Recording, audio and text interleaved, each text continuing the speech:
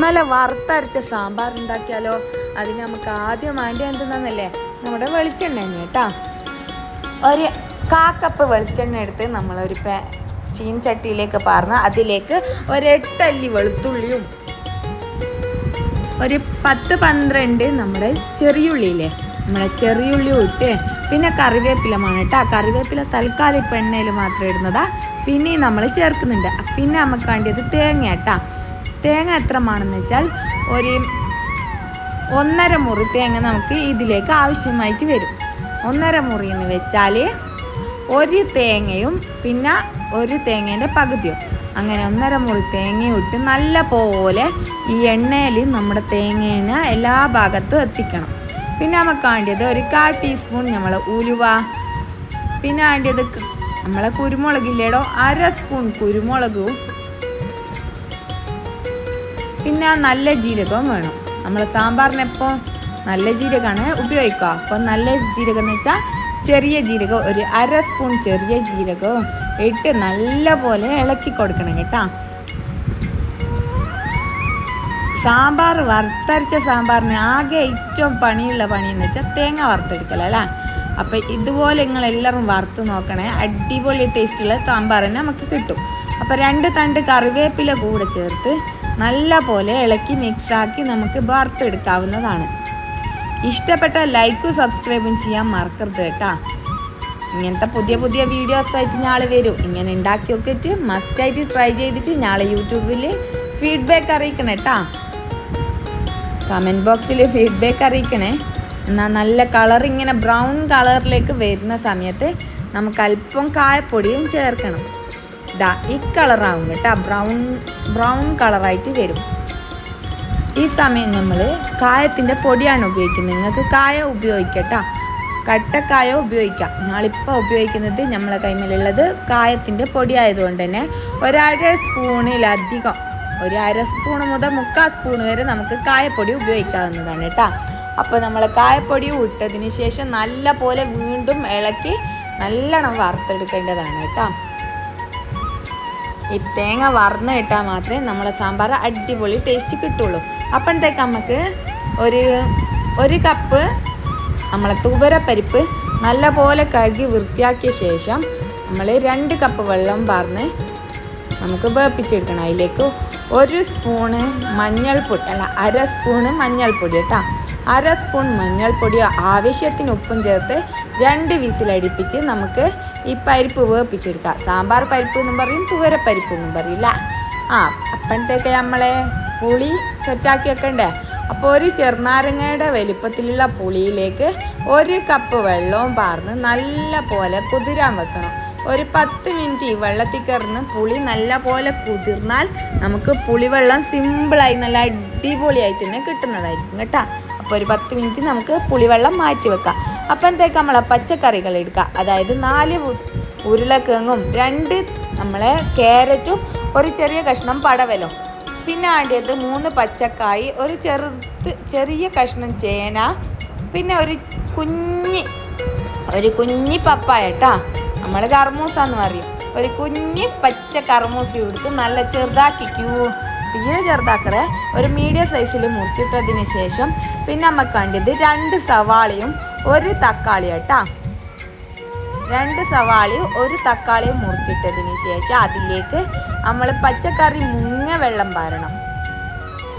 മസ്റ്റായിട്ട് ശ്രദ്ധിക്കേണ്ട ഒരു കാര്യം എന്ന് വെച്ചാൽ നമ്മൾ പച്ചക്കറി തന്നെ വെള്ളം പാരണം, അതിലൊരിക്കലും കുറക്കാൻ പാടില്ല കേട്ടോ. അപ്പം നല്ല പോലെ നമ്മളെ പച്ചക്കറി വെള്ളവും പാർന്നതിന് ശേഷം ഇതിലേക്ക് നമുക്ക് മഞ്ഞൾപ്പൊടി വേണം കേട്ടോ.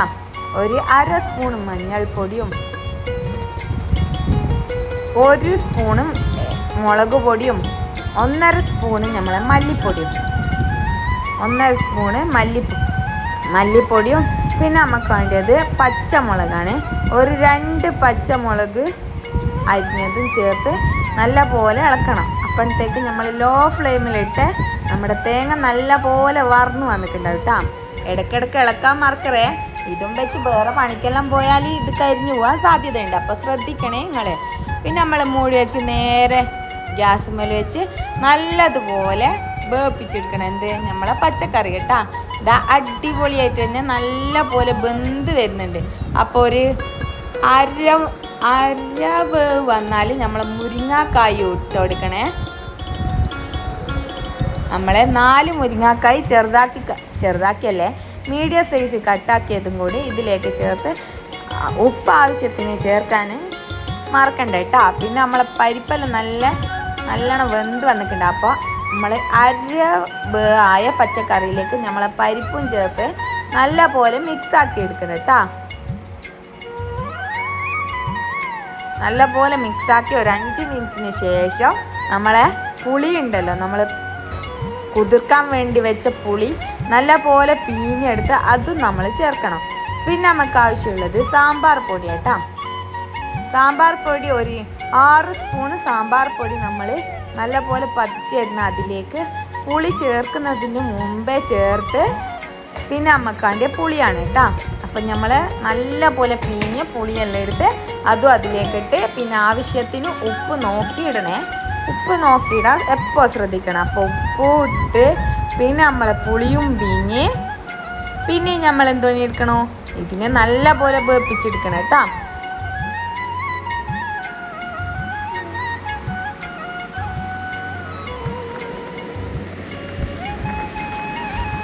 അപ്പോൾ നല്ലോണം വെന്ത് വന്നാൽ നമ്മളെ ബാക്കിയുള്ള പച്ചക്കറികൾ, അതായത് വെണ്ടയും തക്കാളിയും വഴുതനങ്ങയും ഇതെല്ലാം ഏകദേശം വെന്ത് കഴിഞ്ഞാൽ മാത്രം ഇടാൻ ശ്രദ്ധിക്കണേ. കാരണം നമ്മൾ ഇത് വേവ് കുറവായതുകൊണ്ട് തന്നെ അടിഞ്ഞു പോകാനുള്ള സാധ്യത ഉണ്ട്. അപ്പം നമ്മൾ അതെല്ലാം ചേർത്ത് പിന്നെ നമ്മളൊരു ചെറിയ പീസ് ഇഞ്ചി കഷ്ണവും കൂടെ ചേർത്ത് നല്ല പോലെ ഇളക്കിയെടുക്കണം.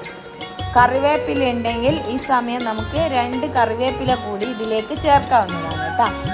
നമ്മൾ വറുത്ത് വെച്ച തേങ്ങ ഒന്ന് തണിഞ്ഞതിന് ശേഷം നല്ല ഫൈനാക്കി തന്നെ അരച്ചെടുക്കണം. നല്ല ഫൈനാക്കി അരക്കാൻ ശ്രദ്ധിക്കണേ.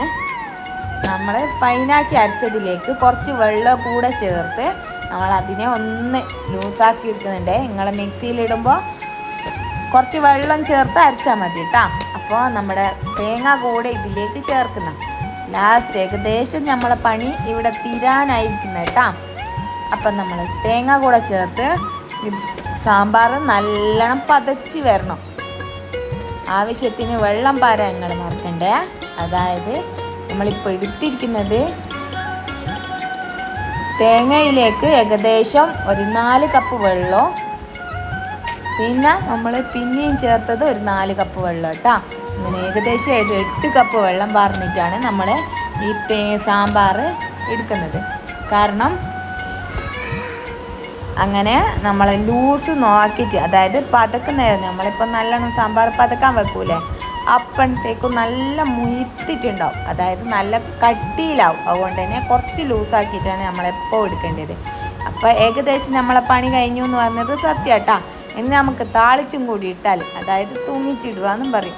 അപ്പോൾ അതും കൂടി ചെയ്ത് കഴിഞ്ഞാൽ നമ്മളെ സാമ്പാർ ഇവിടെ സെറ്റായിട്ട് വരും കേട്ടോ. അതിന് വേണ്ടിയിട്ട് ഒരു 1/2 കപ്പ് വെളിച്ചെണ്ണയിലേക്ക് 1 സ്പൂണ് നമ്മളെ കടുക്, പിന്നെ നമുക്ക് വേണ്ടിയത് ഉലുവ കേട്ടോ.